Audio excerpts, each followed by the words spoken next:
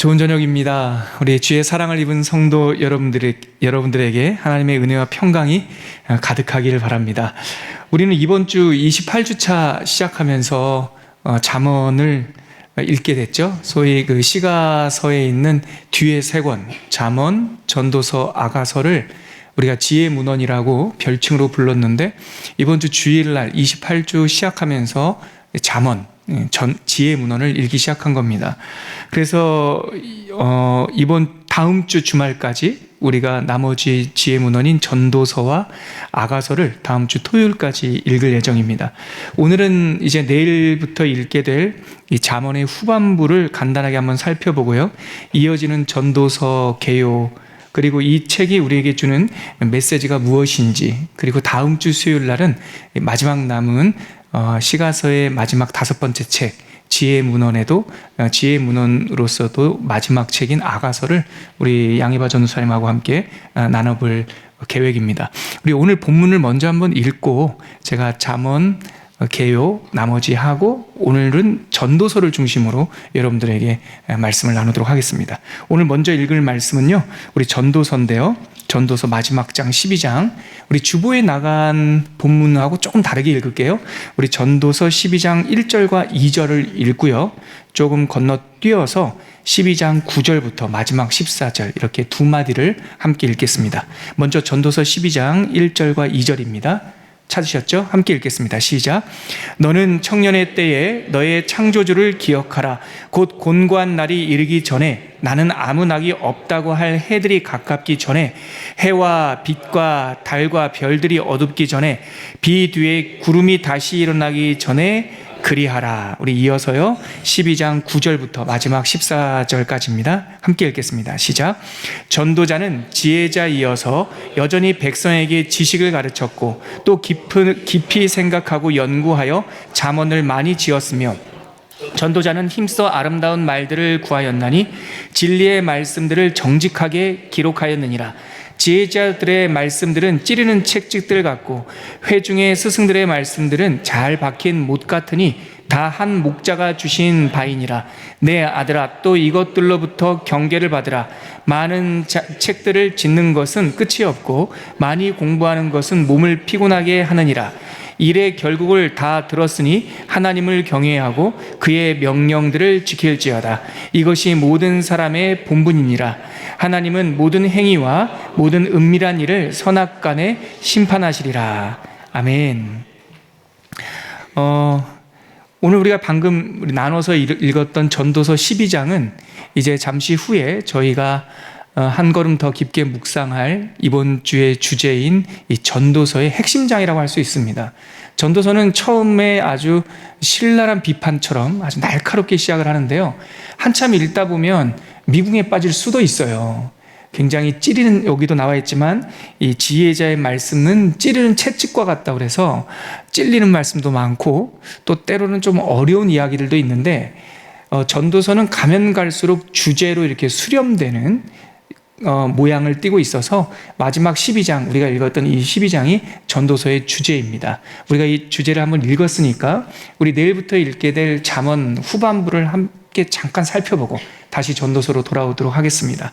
먼저 내일부터 다음 주 화요일까지 나머지 잠언을 읽게 되는데요, 잠언 15장부터 다음 주 화요일까지 31장까지 이렇게 읽을 예정입니다. 지난 시간 우리가 잠언 개요에서 말씀드렸듯이 잠언은 꽤 많은 이야기, 또 다양한 비유법을 쓰고 있지만 결국은 한 가지 주제를 계속 이야기하고 있는 것이다. 그 주제가 무엇입니까? 하나님의 지혜란 무엇인가? 하나님의 지혜란 무엇인가라고 하는 주제를 반복적으로 또 다양한 비유와 이 논법을 통해서 강조하고 있죠.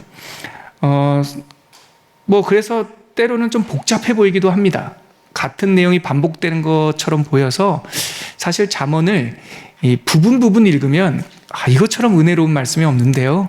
사실 우리가 이제 일정을 정해놓고 통독을 하잖아요. 1장부터 31장까지 이렇게 쭉 연결해서 읽다 보면은요, 이런 감정을 느끼기도 해요. 좀 지루하다. 같은 이야기가 계속 반복되는 듯한 느낌이 듭니다.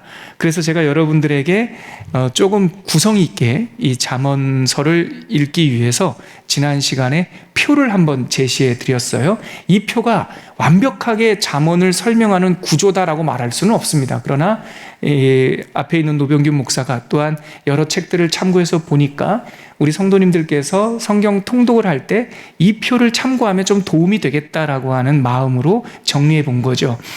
지난주에 보여드렸던 표인데요. 표를 한번 자막에 보여주시면 이렇게 제1부, 제가 편의상 1부, 2부, 3부, 4부 이렇게 해서 6부까지 부라는 말씀으로 드릴게요. 잠언 전체는 6부로 구성되어 있어요. 1부는 잠언을 왜 기록했는지 목적이 나와 있고, 2부는 젊은이들에게 주는 아버지의 교훈이에요. 그리고 3부는 잠언 10장서부터 거의 대다수 15장, 24장까지 15장에 걸쳐서 솔로몬의 잠언 제1부가 나와요. 그렇죠? 그리고 4부에서는 히스기야 시대 때 신하들이 찾아낸 잠언, 솔로몬의 또 다른 잠언들의 묶음이 제4부고요. 마지막 5부와 6부는 좀 짧게 한 장씩 한 장씩 잠언 30장, 31장, 그래서 5부는 아굴이라고 하는 사람의 잠언, 마지막 제6부는 르무엘 왕이라고 하는 사람의 잠언인데 그 주제는 현숙한 여인이란 지혜로운 여인이란 누구인가라고 하는 이렇게 구성을 갖고 있어요. 그래서 내일부터 우리가 15장을 읽게 되니까 내일부터 읽을 내용은 이 구성표에 따르면 3부, 4부, 5부, 6부 이 부분을 다음 주 화요일까지 읽는 거예요. 그러면 잠깐만 다시 한번 표를 보여주시면요. 3부의 핵심이 뭐냐면 거기 특징이라고 되어 있는 부분 한번 보세요. 강의안도 보시고 또 영상을 통해서만 보시는 분들은 영상 자막을 한번 보시면 3부의 특징이 뭐냐면 지혜의 원리를 얘기해줘요. 지혜란, 명철한 것이란, 현명한 것이란 이런 지혜의 원리들이 주로 나오고 있고요. 히스기야 시대에 신하들이 이렇게 채집해낸 찾아낸 그 또 다른 솔로몬 잠언 두 번째 묶음 25장부터 29장까지 우리가 도표에서 나누는 것 제4부에서는 지혜의 능력, 이렇게 하나님의 지혜를 따르다 보면 이러한 일이 있을 것이고 대표적인 것으로 장수할 것이고 너의 머리에 영화로움이 있을 것이고 이런 내용들이 이 제4부 히스기야 시대의 신하들이 묶어놓은 그 잠언 묶음에 지혜의 능력이 강조되고 있고요. 끝에 부록처럼 달려있는 아굴의 잠언에는 이 지혜에 대한 비유, 이제 다 설명했는데 이제 마지막 한 번 더 이 아굴의 잠언을 통해서 지혜란 말이다 이러면서 우리에게 비유로 설명해주고 있고요. 맨 마지막 왜 그런지 모르겠어요. 사실 저는 왜 잠언의 마지막 31장이 여인에 대한 이야기로 마무리되는지는 모르겠지만 정말 31장이 잠언 중에서는 가장 쉬운 것 같아요. 현숙한 여인이란 우리 일상에서 가정을 일으켜 세우는, 가문을 일으켜 세우는 현숙한 여인의 지혜로운 이 패턴, 삶의 모습에 대해서 31장 다루고 있어요. 이렇게만 설명드릴게요. 내일부터 잠언을 15장부터 화요일까지, 다음 주 화요일까지 좀 천천히 읽어가실 때 미궁에 빠지는 것 같다. 이거 내가 읽은 거 아닌가? 이렇게 헷갈릴 때 다시 한번 이 표를 펴시고 이렇게 도움을 받아가시면서 통독을 하면 좀 구성 있게 통독할 수 있지 않을까 싶습니다. 이제 그렇게 해서 다음 주 화요일부터 다음 주 화요일인가요? 제가 자꾸 화요일까지 잠언 읽는다고 했는데 잠언은 월요일까지 읽고요. 다음 주 화요일부터는 전도서가 시작됩니다. 시가서의 네 번째 책 전도서가 시작이 되죠. 그리고 이제 화요일, 다음 주 화요일, 수요일, 목요일까지 전도서, 제 기억으로는 전도서를 읽고 금요일, 토요일 날 아가서를 읽는 일정으로 제가 기억을 하고 있는데요. 자, 전도서를 한번 살펴보죠. 오늘은 좀 그 전도서에 집중해서 여러분들에게 설명을 드리겠습니다. 전도서는 우리가 흔히 탁 전도서 이러면 나가서 사람들에게 복음을 전하는 메시지인가?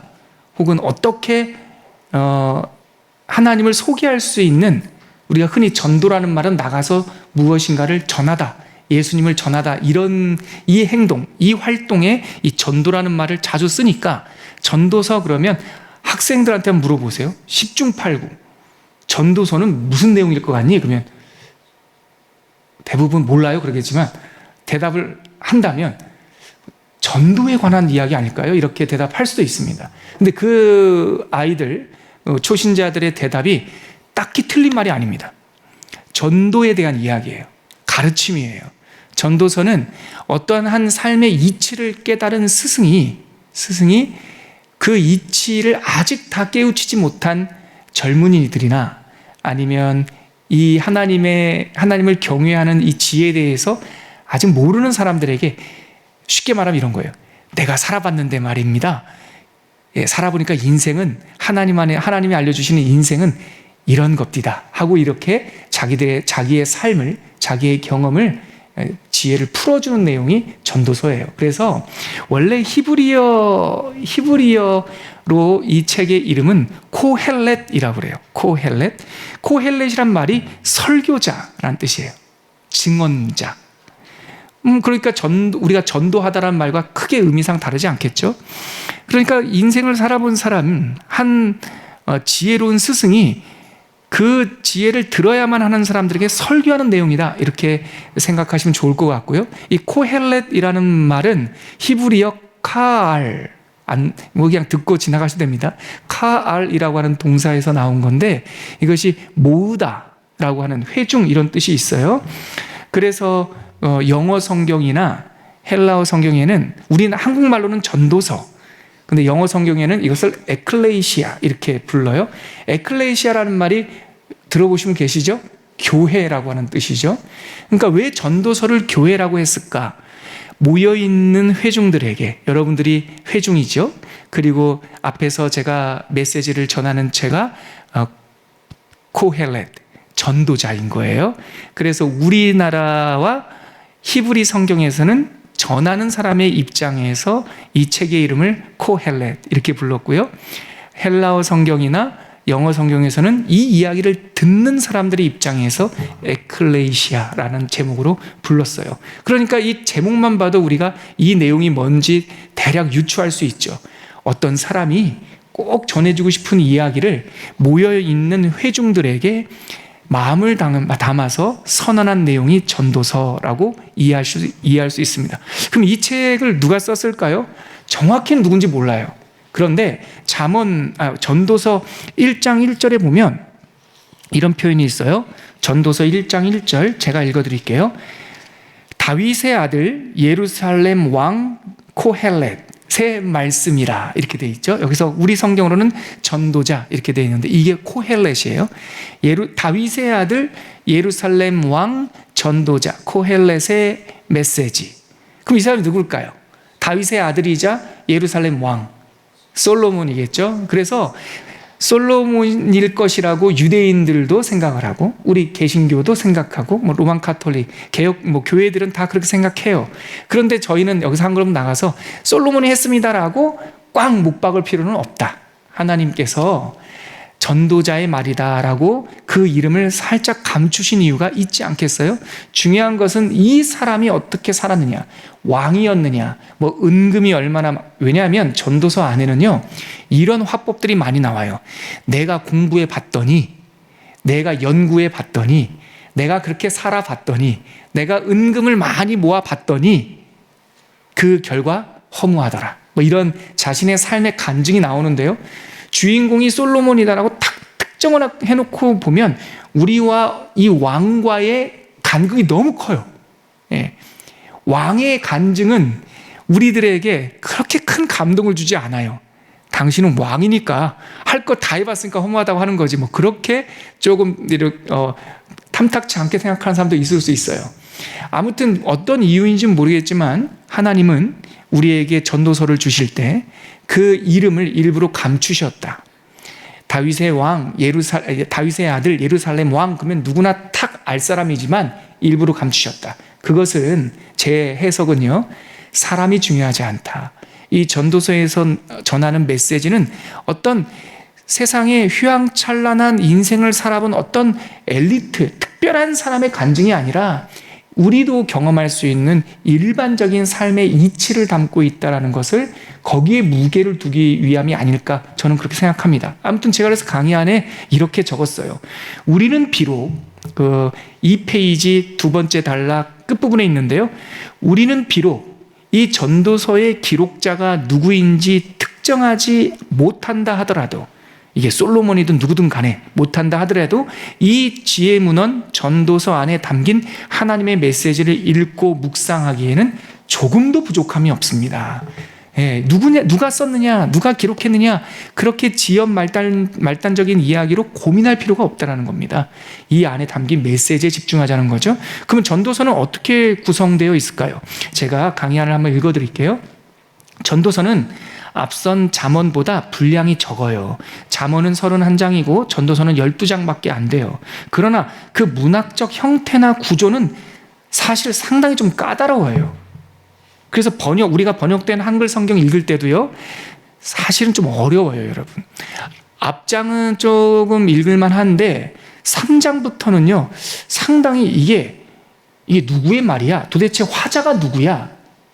이게 어리석은 사람이 말을 빌려서 하는 건가? 아니면 솔로몬, 그러니까 전도자가 하는 말인가? 이게 막 헷갈리는, 구조가 좀 복잡하다라고 하는 특징이 있어요.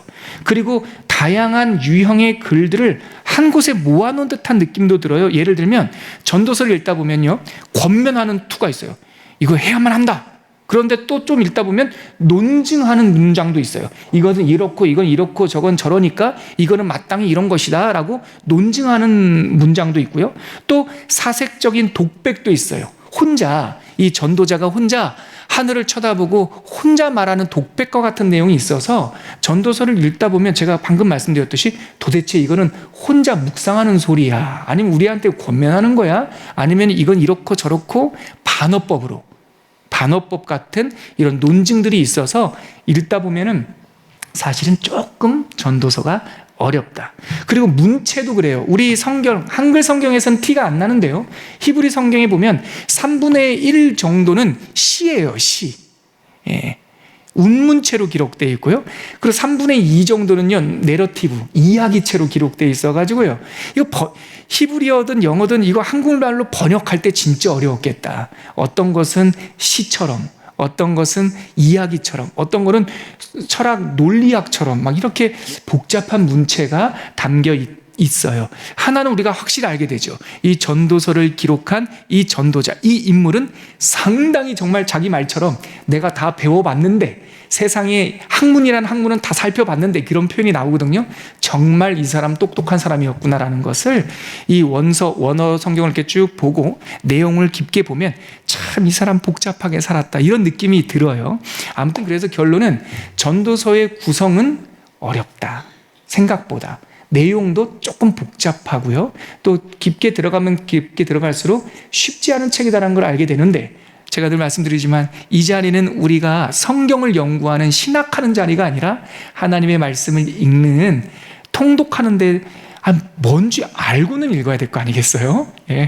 덮어놓고 읽으라. 이제 우리가 그때가 지났지 않습니까? 벌써 우리 교회가 3년 4년 성경 읽으면서 이제 1독 2독 하신 분들도 계시니까 지금은 조금 구성 있게 읽는 거를 도와드리고, 양육, 우리가 좀 성장하기 위해서 이 더 말씀 시간을 하는 거니까 저는 목사의 심정에서 전도서 이렇게 읽으면 조금 도움이 됩니다라고 하는 걸 제시하고 싶어요. 그것이 강의 안에 2페이지에 나와 있는 그 표예요.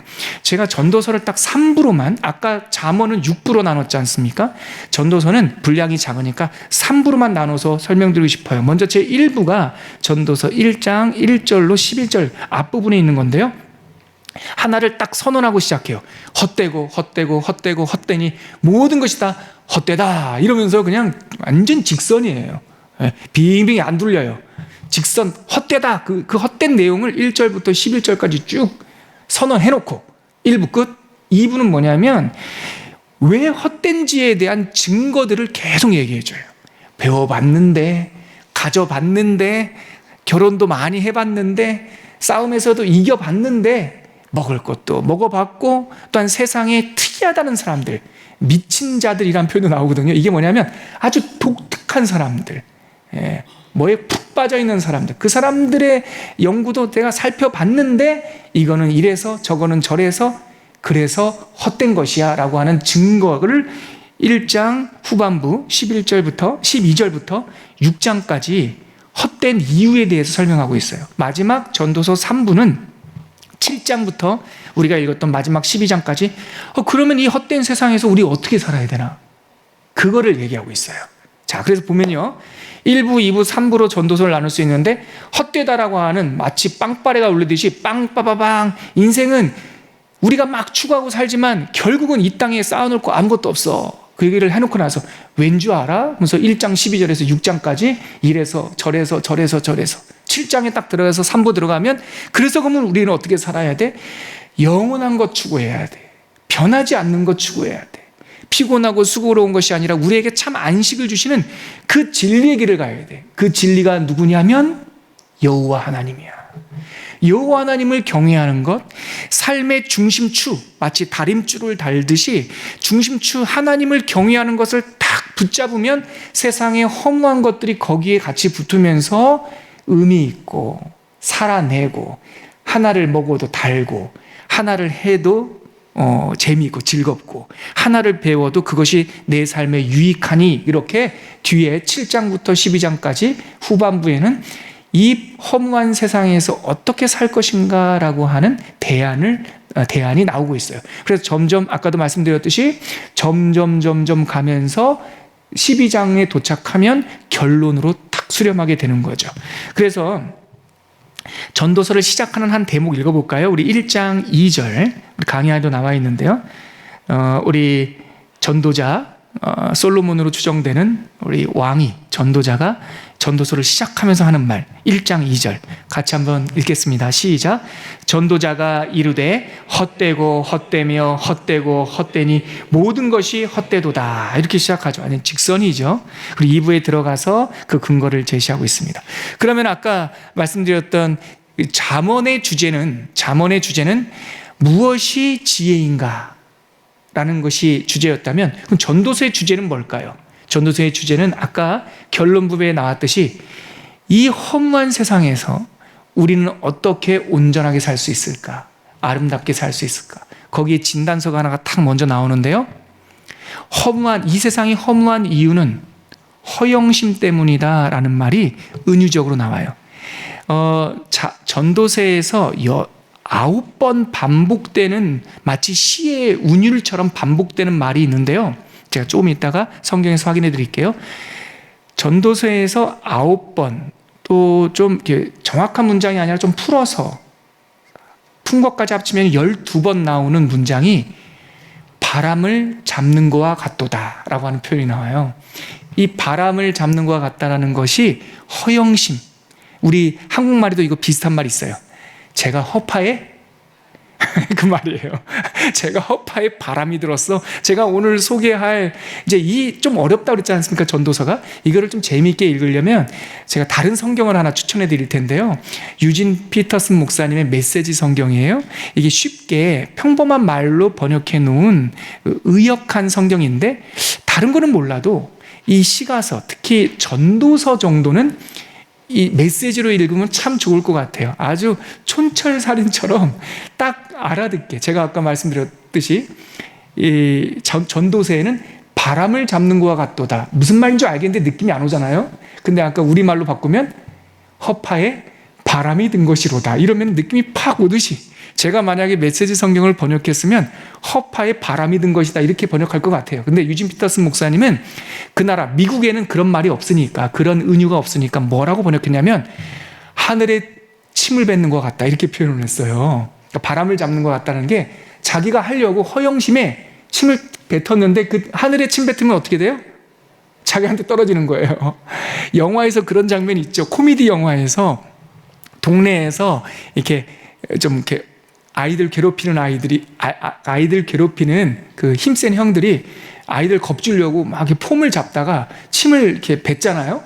근데 침을 잘못 뱉었어요. 그래가지고 자기한테 이렇게 뚝 떨어지는 거 있죠. 그 코미디 영화에서. 딱 그거예요. 왜 인생이 허무하냐? 뭐라도 하겠다고 침 좀 뱉은 거예요. 제가 유진 피터슨 목사님 번역을 지금 설명하고 있는 겁니다. 침을 뱉었는데 하늘에다 뱉은 거예요. 그래서 내가 애쓰고 노력한 그 침이, 그 노력이 자기 얼굴에 툭 떨어지는 거예요. 바람을 잡는 것과 같아요. 허파에 바람 든 거예요. 그래서 그렇게 자기를 못 살게 굴고 괴롭히고 하다가 인생이 허무한 거예요. 그게 2부 내용입니다. 그러면 우리는 어떻게 살아야 될까요? 어떻게 살아야 될까요? 함부로 침 뱉으려고 하지 마. 그죠? 허파에 바람 좀 빼, 에어 좀 빼. 그저 우리에게 주신 그 본분, 우리의 인생의 중심이 되는 변하지 않는 한 분, 그분 딱 붙잡고 살아가면, 그분을 기억하면 우리가 의미 있고 아름답고 허무하지 않은 삶을 살 수 있어. 이게 전도서의 핵심이에요. 그래서 자칫하면요, 1장 2절 시작하면서 전도자가 말하되 헛되고 헛되니 헛되고 헛되며 모든 것이 헛되도다 이러면 이 사람 허무주의자인가? 뭐 살지 말라는 얘기야? 빨리 그냥 끝내라는 거야? 이렇게 오해할 수 있는데 그 말이 아니고, 전도자가 말하는 헛되다라고 하는 것은 우리가 허파에 바람든 이 세상이 헛되다는 거죠. 공중에 침 뱉으면 그렇게 헛되다는 거죠. 그러니까 결국은 뭡니까? 허파에 바람 들지 말고 살아, 그 말이죠. 헛된 게 살지 말고 단단한 인생을 사는 방법이 있다. 그거를 말하고 싶어서 이 세상을 부정하는 거예요. 그래서 제가 강의 안에는 전도서는 사망 선언문이 아니다, 세상 다 끝났다, 그 말이 아니라 진단서와 같다. 헛되고 헛되다는 말은 이 세상은 그렇게 병들었습니다라고 하는 진단서이고, 결국 전도사가 말하고 싶어하는 처방전이 뒤에 나오는데, 이렇게 헛된 세상 하나님을 경외하고 여호와를 기억하며 그의 뜻대로 살아가는 것이 복된 삶이다라고 하는 처방전이 뒤에 나온다. 이게 전도서의 큰 주제입니다. 그래서 오늘 우리가 아까 시작하면서 읽었던 전도서 12장 1절 2절 다시 한번 보시겠습니까? 전도서 12장 마지막 장 1절과 2절, 이게 결론의 시작이죠. 1절과 2절 같이 한번 읽겠습니다. 시작. 너는 청년의 때에 너의 창조주를 기억하라. 또 곤고한 날이 이르기 전에, 나는 아무 낙이 없다고 할 해들이 가깝기 전에, 해와 빛과 달과 별들이 어둡기 전에, 비 뒤에 구름이 다시 일어나기 전에 그리하라. 이게 결론이에요. 그러니까 기억하라. 청년의 때부터 여호와를 기억하라. 아무 낙이 없다고 말할 때, 그런 날이 찾아오기 전에, 곤고한 날이, 허무한 날이 찾아오기 전에, 인생에 해가 없어지고 빛이 없어지고 달과 별들이 없어지고, 비우지 않습니까? 인생에 화려한 것이 다 사라지기 전에, 그래서 고난이라는 고난, 비가 다 흠뻑 맞았는데, 비 맞았어요? 허무해, 이런 거예요? 그런데 뒤에 먹구름이 또 온다는 거예요. 그러니까 그렇게 악순환이 계속 반복되기 전에 너의 창조주를 기억하라. 기억하라, 이 자칼이란 말은 붙잡으라, 이 뜻도 돼요. 그 하나님을 딱 붙들고 있어라. 그 다음에 전도서 끝에 우리 13절과 14절, 아까 읽었던 그 전체 단락에서 맨 마지막 13절과 14절 다시 한번 읽겠습니다. 시작. 일의 결국을 다 들었으니 하나님을 경외하고 그의 명령들을 지킬지어다. 이것이 모든 사람의 본분이니라. 하나님은 모든 행위와 모든 은밀한 일을 선악간에 심판하시리라. 제가 강의 안에는요, 일의 결국을 다 들었으니 하나님을 경외하고 그의 명령을 지킬지어다, 거기를 좀 진하게 해놨어요. 하나님을 경외하는 것, 지난 시간에 우리가 나눴던 야레 엘로힘, 하나님을 기뻐하는 것, 뭔가 이 세상의 허무한 것을 받기 위해서 하나님을 믿는 척하는 것이 아니라 하나님을 아무런 대가 없이 하나님을 기뻐하는 것, 그 하나님을 경외하고 그의 말씀, 그의 명령, 그의 호크마 지혜를 지키는 것, 그것이 모든 사람들의 본분이다, 다림줄이다, 기초다, 이렇게 말씀하고 있는 거죠. 우리가 이 땅에 교회를 다니는 사람들도 저를 포함해서 우리가 자칫하면은요, 하나님을 이 땅의 허무한 것을 위한 수단으로 삼는 경우가 많아요. 하나님을 기뻐할 때 하나님께서 원하시면 우리들에게 먹을 것과 입을 것, 여러분 보십시오. 예수님께서 이런 말씀하셨지 않습니까? 마태복음에서 너희는 무엇을 먹을까? 무엇을 입을까? 무엇을 마실까? 염려하지 말라. 이런 것은 이방인들이 구하는 것인데, 이방이란 말은 이런 것은 아버지 없는 사람들이 구하는 것인데, 하늘 아버지가 이런 것이 너희에게 있어야 할 줄을 안다 모른다, 아시느니라. 그 말은 뭐예요? 이 땅에 살 때 입을 거, 먹을 거, 마실 거, 필요한 거 알아. 필요하지. 그런데 그거 먼저 구하면 안 된다. 그게 뭐냐면 이런 것을 위하여 하나님 믿으면 안 된다 그 말이에요. 그거는 지난주에 우리가 미슈나에서 봤듯이 내가 무엇인가를 얻기 위해서 하나님 믿으면 이것은 노예의 삶이라고 그랬지 않습니까? 하나님 예수님께서 뭐라고 말씀하셨냐면 그런 걸 구하지 말고 너희는 먼저 그의 나라와 그의 의를 구하라. 그리하면 이 모든 것을 너희에게 더하시리라. 이게 야레 엘로힘이잖아요. 내가 뭔가를 받기 위해서 하나님을 섬기지 말고 하나님의 나라와 하나님의 의는 우리 하나님과 나와의 관계입니다. 아들과 아버지와의 관계. 그 관계를 참 기뻐하고 그 하나님을 구하면 하나님 아버지께서 그 모든 것을 너에게 더하여 주시겠다. 오늘 전도서의 말씀도 그래요. 이 땅에 우리가 쓰고 먹고 마시는 것들이 다 금방 없어진대요. 솔로몬이 그런 말도 하거든요. 4장인가에 내가 산의 진미를 다 먹어봤어. 근데 먹을 때뿐이야. 그 얘기를 해요. 그러면 음식은 이 땅에서 나는 것 같지만 감사와 건강과 입맛은 누가 주는 거냐면 하나님이 주시는 거예요. 내가 좋은 쾌락, 좋은 즐거운 거 다 해봤어. 근데 그때뿐이야. 그 얘기를 솔로몬이 해요. 보세요, 여러분. 우리가 잘 줄 아는 말. 침대는 이 땅의 사람들이 만들고 돈 주고 살 수 있지만 그 침대에서 편안한 잠은 누가 주세요? 하나님이 주세요. 하나님이. 그게 바로 12장 마지막에 하나님을 경외하고 그의 명령을 지켜라. 이것이 사람의 본분이다. 이 말을 통해서 전도서의 결론이 내려지고 있어요. 여러분들 이제 다음 주 화요일, 수요일, 목요일 3일을 통해서 전도서를 읽을 때 제가 오늘 정리해드린 이 표를 보면서 이 내용을 조금만 참고하시고 한번 천천히 읽어보세요.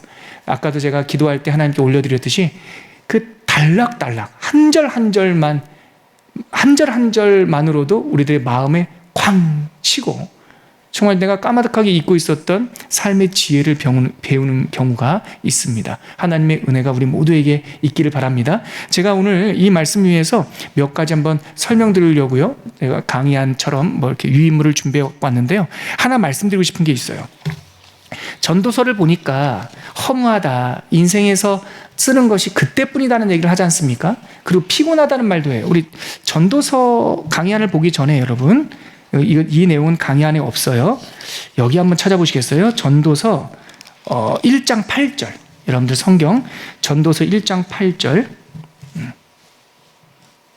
한번 읽어볼까요? 같이 1장 8절 시작. 모든 만물이 피곤하다는 것을 사람이 말로다 말할 수는 없나니 눈은 보아도 족함이 없고 귀는 들어도 가득 차지 아니하도다. 아까 제가 허파에 바람이 들었다 9번 정도 나온다고 그랬잖아요. 그거 한 번만 짚어드릴까요? 성경을 편 김에 1장 14절 한번 보시겠습니까? 1장 14절 보면 첫 번째 14절 끝부분에 보면 보라 모두가 다 헛되어 바람을 잡으려는 것이로다. 이게 허파에 바람 들었다 그 말이고, 이 대목을 피터슨 목사님은 허공에 침을 뱉는 것 같다 이렇게 표현했어요. 두 번째가 그 17절에 나와요. 1장 17절 끝에 보니까 이것도 바람을 잡으려는 것인 줄을 깨달았도다. 이게 뭐냐면요, 17절 전체를 한번 읽어볼게요. 내가 다시 지혜를 알고자 하여 미친 것들과 미련한 것들을 알고자 하여 마음을 썼으나 이것도 바람을 잡으려는 것인 줄을 깨달았다. 이것도 허파에 바람이 들어서 이렇게 했다 이 말이죠.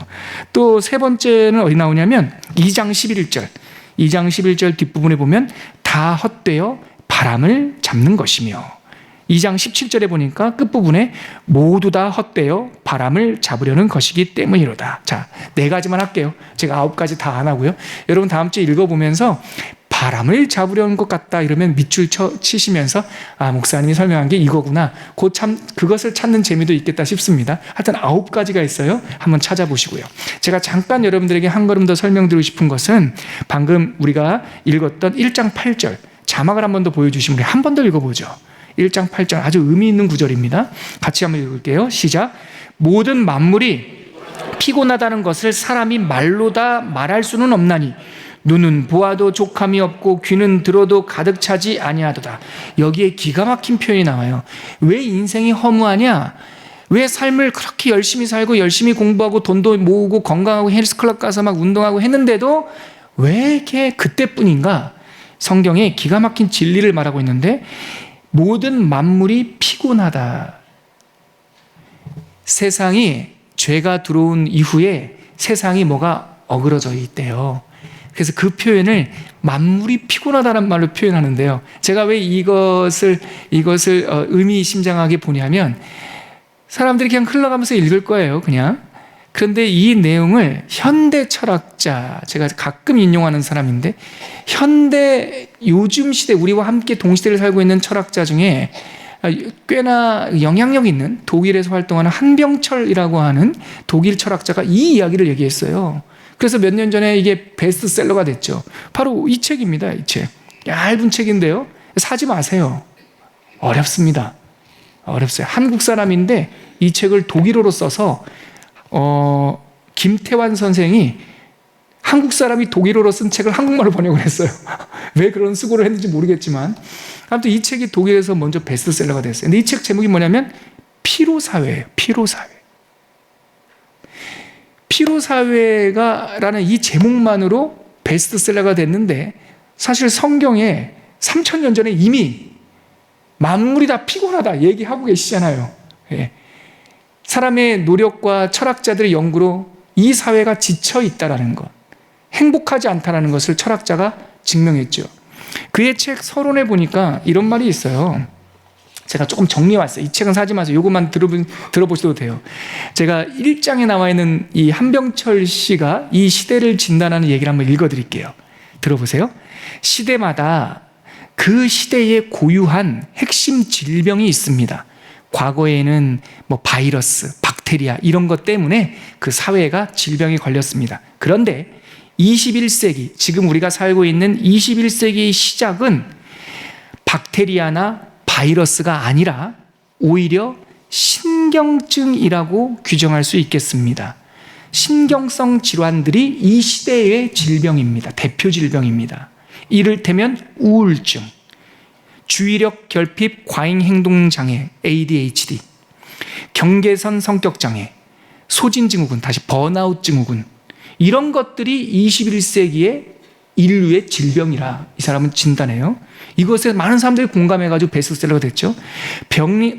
이들은 그런데 보세요. 이러한 신경증적인 질병은 밖에서 들어오는 부정성, 즉 박테리아나 바이러스가 들어와서 나를 아프게 하는 것이 아니라 왜 이러한 정신병에 걸리냐?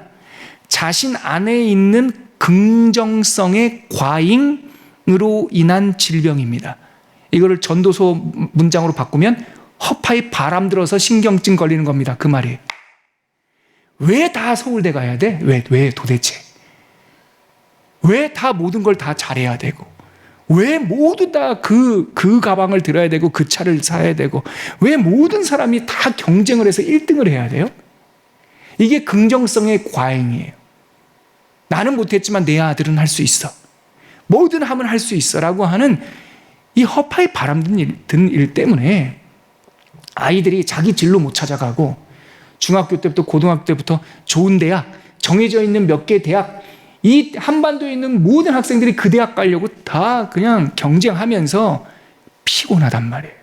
한병철 씨가 이게 한국만의 문제가 아니라 전 세계의 문제이고 한병철 씨가 지적하고 있는 이 정신질환, 신경증적 장애, 이 세상을 피곤하게 만드는 그것 전도서에 다 들어있어요. 계속 읽어볼게요. 21세기의 신경성 질환들은 긍정성의 과잉에서 비롯된 병리적 현상이라고 할 수 있을 것입니다. 폭력은 부정성에게만 있는 것이 아니라 긍정성에도 폭력이 있습니다. 너 잘할 거야, 너 잘할 거야, 난 할 수 있어, 난 할 수 있어. 이것이 자기를 착취한다. 옛날에는 주인이 착취하고 옛날에는 권력자가 착취했는데 현대사회는 누가 나를 괴롭히냐? 내가 나를 못 살게 군다. 이게 현대 철학자의 진단이에요. 그리고 그 착취성, 우리를 못 살게 구는 것 때문에 인류가 지금 위태롭다. 그 얘기를 해요. 대표적인 거 제가 이 책에는 안 나와 있는데 하나만 말씀드릴게요. 제가 몇 달 전에 신문을 보다가 바나나가 멸종 위기다. 이 타이틀이 그렇게 되어 있더라고요. 제가 깜짝 놀랐어요. 저도 바나나 좋아하거든요. 근데 어떻게, 나 뭐 지난달에도 먹고 또 주일날 아침마다 그거 하나 먹지 않습니까? 근데 이게 왜 멸종이지 하고 제가 호기심을 가지고 그 기사를 읽었는데요. 왜 바나나가 멸종 위기종이 되는 줄 아십니까? 실제로 멸종 위기종입니다. 종자 개량을 한 거예요, 바나나를. 사실 바나나도 여러 가지입니다. 작은 바나나, 큰 바나나, 씨 있는 바나나, 시큼한 맛 나는 바나나, 되게 다양했대요, 종이. 근데 이게 인기가 높다 보니까 델몬트 뭐 이런 거대 다국적 기업에서 종자 개량을 해가지고요, 우리가 먹는 바나나 있죠, 이만한 크기에 씨도 없고 아주 단 바나나, 개량종이랍니다. 개량종을 만들어서 지금 전 세계 바나나가 단일종이 되고 있대요. 그래서 옛날에 씨 많던 바나나, 시큼한 바나나, 맛없는 바나나, 안 팔리는 바나나는 씨가 말랐어요. 단일종이에요. 그래서 멸종위기래요. 왜냐하면 우리가 모르는 질병들은 세상에 도처에 있어요. 아무리 우리가 코로나 바이러스 막을 수 있습니까? 정체를 밝혔지만 막을 수 없어요. 또 어떤 변이가 일어날지 몰라요. 그러니까 위기인 거예요. 왜? 그 고품질의 단맛 바나나, 단종 바나나를 병들게 할 바이러스만 하나 딱 생기면 그 바나나는 다 죽어요. 종이 다양해야지 이 바나나가 하나 죽으면 이 종이 살고, 다양성 속에서 생명력이 유지가 되는 건데, 현대사회는 매끈하고 멋있고 다 같은 대학 막 이렇게 단일화시킨단 말이에요. 긍정성으로. 너도 클 수 있어, 너도 뭐 할 수 있어, 너도, 다 짜여진 것에 우리들을 막 집어 넣으려고 하는 이 긍정성의 과잉, 단일종으로 인하여 이 인류가 위험에 처하고 있다고 해요. 전도서에서 말하는 게 그거예요. 왜 다 같이 한 길로, 그 길로만 가야 되는데, 왜 다 같이 춤을 춰야 되고, 왜 다 같이 배우를 하려고 그러고, 왜 모든 사람이 다 주연 배우 하겠다고 하면 누가 조연을 하고, 누가 조명을 하고, 누가 카메라를 찍고, 모든 사람이 배우가 될 필요가 없단 말이에요. 근데 현대사회에서는 모든 사람들한테 다 주연 배우가 되라는 거예요. 그렇지 않아요, 여러분. 전도서에서 말하는 것은 여호와 우리의 창조주를 기억할 때 우리의 고유한 아름다움이 있다는 것을 알게 되고, 그래서 지나치게 의로우려고도 안 하고 지나치게 1등 되려고도 안 하고, 각자에게 주신 그 고유한 다양성을 통해서 하나님과 함께 창조주와 함께 동행할 수 있다. 그 이야기를 전도서 그 저변에서 우리에게 말하고 있는 겁니다. 그리고 아까 제가 한 가지만 더 말씀드린다면, 여러분, 전도서는 그냥 우리 성경으로 읽기 쉽지 좀 어렵다 그랬지 않습니까? 그래서 아까 메시지 성경으로 하면 읽으면 좋겠다 여러분들에게 권면드렸는데, 요 책이에요. 요 책이 우리가 지금 몇 주 동안 나눈 시편, 잠언, 전도서, 아가서, 이 네 권의 시가서만 묶은 이렇게 두꺼우니까 성경 66권 다 이 책으로 만들면 성도님들이 구입하기가 어려워서 이렇게 단락별로 가벼운 책으로 만들었는데, 제가 가격을 보니까 12,000원, 제가 이 출판사 직원은 절대 아닙니다. 한 12,000원 정도 해서 가볍게 이렇게 들 수 있는데요. 이 뒷부분에 보면 이 전도서가 이렇게 있어요. 그래서 여러분들 괜찮으시면 요거를 한번 사셔서 이 부분만 읽어보시면 좋고, 그래도 일단 우리 성경부터 읽어야지라고 생각하시는 분들이 계실까봐 여러분들에게 제가 이 보조 자료로 앞뒤 한 장짜리 이렇게 갖고 왔어요. 여러분, 갖고 왔어요? 요거 한번 보세요. 시간은 조금 이제 생각보다 좀 갔지만, 요게 뭐냐면, 여러분들한테 쫙 정리드린 게 뭐냐면, 유진 목사님이 이 시가서 번역이요, 10년에 걸쳐 진행된 메시지 성경 번역의 마지막 번역이었어요. 왜 전도서를 맨 마지막에 번역했을까? 왜 잠언을 유진 목사님은 제일 마지막에 번역했을까? 이게 젊은 사람은 참 이해하기 어려운 말씀들이 많거든요. 제가 이제 50도 안 돼가지고, 이제 막 50 돼가지고 한국 나이로 전도서 설교하려니까요, 정말 어렵더라고요. 제가 뭘 얼마나 살아봤다고 헛되다라는 말을, 여러분들, 물론 성경에 있는 이야기는 할 수 있겠지만, 아까도 말씀드렸듯이 전도서의 논지는 살아본 사람의 이야기예요. 전도서 정도를 설교하려면 제 나이가 한 60은 돼야 돼요. 예. 제가 이 전도서를 펼쳐서 여러분들에게 성경은 풀 수 있어요. 구조도 풀 수 있고 이 내용은 무엇입니다라고 말할 수 있지만, 제가 삶으로 살아낸 코헬렛, 전도자, 증언, 설교자의 입장에서 전도서를 설교하는 것은 사실 부담스러운 거예요. 그래서 고민에 빠졌다가 이 유진 목사님이 10년간의 성경 번역 시간 속에서 마지막 이 시가서를 번역할 때 썼던 머릿말이에요. 머릿말. 그러니까 유진 피터스 목사님의 설교문이라고 전도서 설교문이라고 생각하면 돼요. 그래서 이 부분을 제가 100마디, 10마디 하는 것보다 성도님들에게 이거 제가 다시 한번 영어 원문도 보고 조금 어렵게 한국말로 번역되면서 좀 의미가 좀 왜곡될 수 있는 것도 한두 개 만져놓고요. 거의 똑같아요. 이렇게 여러분들한테 앞뒤 한 장으로 적어 갖고 왔어요. 제가 빠르게 한번 읽어 드릴 테니까 여러분들 한번 눈으로 따라 읽으시다가 거기 메시지 성경 까맣게 색칠한 것이 메시지 성경 한 단락이거든요. 그 부분 우리가 같이 읽고 그래서 오늘 시간을 이렇게 갈무리 정리하도록 하겠습니다. 제가 전도서에 대한 유진 피터슨 목사님의 머릿말, 제가 생각할 때는 전도서에 대한 설교 내용을 한번 읽어 드릴게요. 동물들은 생긴 대로 살면서도 만족해하는 것 같습니다. 그러나 인간은 다릅니다.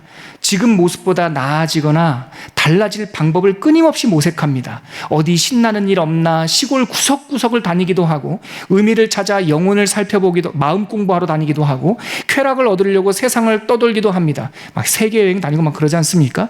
이것도 해보고 저것도 해봅니다. 그런데 우리가 흔히 시도해 보는 것들이 정해져 있습니다. 행복을 위해서 재미를 위해서 시도하는 게 뭡니까? 돈, 성, 권력, 모험, 경쟁, 스포츠, 지식 이런 것 등입니다. 그 모두가 처음에는 하나같이 대단해 보입니다. 그러나 지나고 보면 다 별것 없습니다. 우리는 더 한층 노력하고 애써보지만 그럴수록 건지는 것은 오히려 적어질 뿐입니다. 어떤 이들은 일찌감치 포기하고 단조로운 삶에 만족하며 살아갑니다. 또 어떤 이들은 아예 배울 생각도 없는 듯 평생 이 일 저 일을 전전하면서 차츰 인간성을 상실한 채 죽을 무렵이 되어서는 인간이라 말하기 어려울 정도의 존재가 추하게 되기도 합니다. 그거예요. 이것도 해보고 저거 자기 마음대로 막 개쎄라 막 살다가 노년에 가면 참 추한 모습이 되는 그런 모습도 있습니다. 그거죠. 전도서는 이런 허무함의 경험을 증언하는 어쩌면 세상에서 가장 유명한 책이 아닐까 싶습니다. 이 책의 신랄한 재치와 더 없는 솔직함은 우리의 시선을 사로잡습니다. 사람들은 이 책의 이러한 특성에 주목합니다. 정말 그럴 수밖에 없는 촌철살인의 말들이 많이 담겨 있습니다. 종교인이건 비종교인이건 신자건 비신자이건 할 것 없이 다들 주목할 수밖에 없는 글입니다. 읽기만 한다면 눈이 활짝 띄어지는 그리고 그들 중에는 성경에 이런 내용들도 들어있어 하면서 사뭇 놀라는 사람들도 적지 않습니다. 그러나 전도서가 성경에 들어있는 이유, 반드시 들어있어야만 하는 이유는 인생에서 자신의 힘으로 뭔가를 이루어보려는 사람들의 갖가지 헛된 시도를 멈추게 하려는 데 있습니다. 그래야 우리가 하나님께 온전히 관심을 기울이고 하나님이 누구신지 그분이 우리를 어떤 값진 존재로 만들려고 하시는지에 집중할 수 있기 때문입니다. 전도서는 하나님에 대해 그다지 많은 말을 하지 않습니다. 하나님을 설명하는 데 시간을 투자하지 않단 말이에요.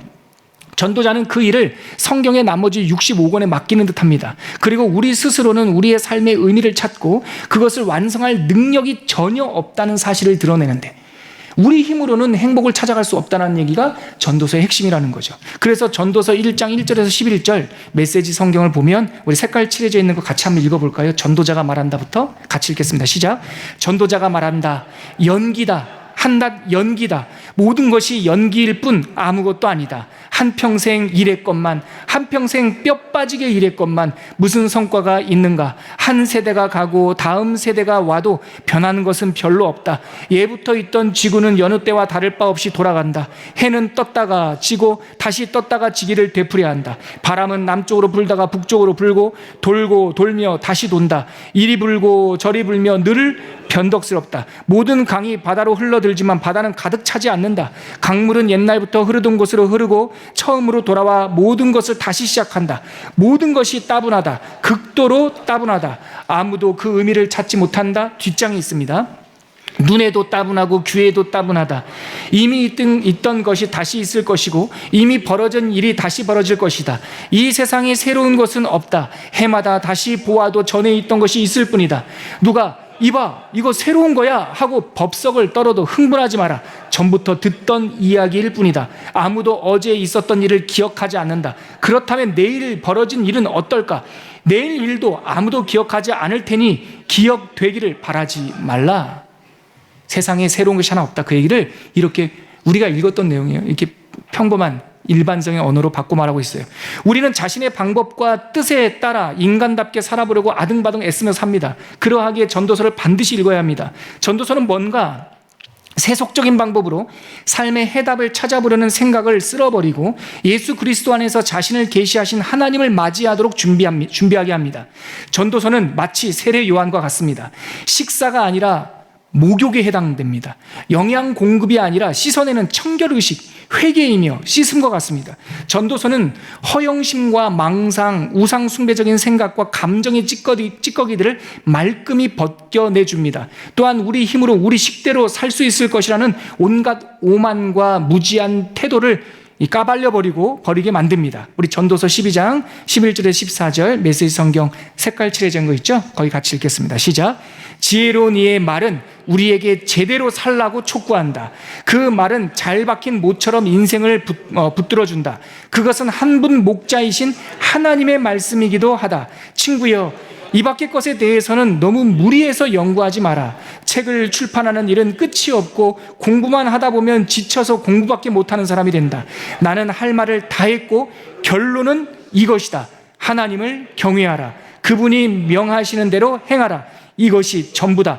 결국 하나님은 우리가 하는 모든 일을 환히 드러내시고 감추어진 의도에 따라 그것의 선함과 악함을 판단하실 것이다. 전도서는 세상 사람들이 흔히 말하는 자기 개발서의 매뉴얼, 곧 마음에 드는 목표를 세우십시오. 그것을 열심히 추구하면 멋진 삶의 열매를 거둘 수 있을 것입니다. 라고 하는 것은 이런 순진한 낙관주의의 도전장을 내밉니다. 우리 주위를 맴돌면서 화려하게 유혹하는 온갖 제안들, 모든 것을 약속하지만 결코 어떤 것도 책임지지 않는 제안들이 전도자의 냉철한 경험과 참신한 반박 앞에서 그 실체를 분명하게 드러냅니다. 그렇게 정리가 되고 나면 비로소 우리는 참된 실제이신 하나님을 맞을 준비가 됩니다. 이게 서론에 있는 내용이고 한번 제가 이 국어체로 바꿔서 봤습니다. 한번 읽어보시고 전도서를 다음 주에 한번 3일 동안 차분히 읽어보시면 아까 그 표현이 참 좋죠.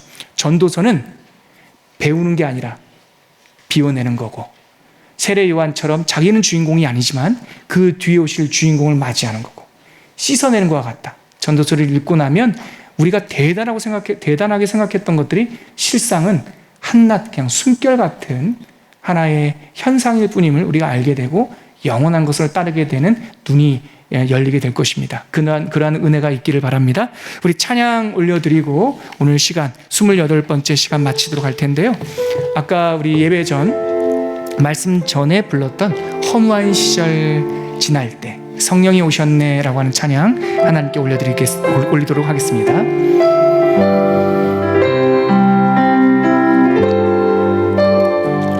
허무한 시절 지날 때 깊은 한숨 내쉴 때 그런 풍경 보시며 단식하는 분이 있네. 그와 같이 너희를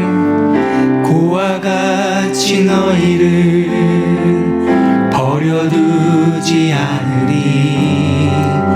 내가 너희와 영원히 함께하리라. 성령이 오셨네.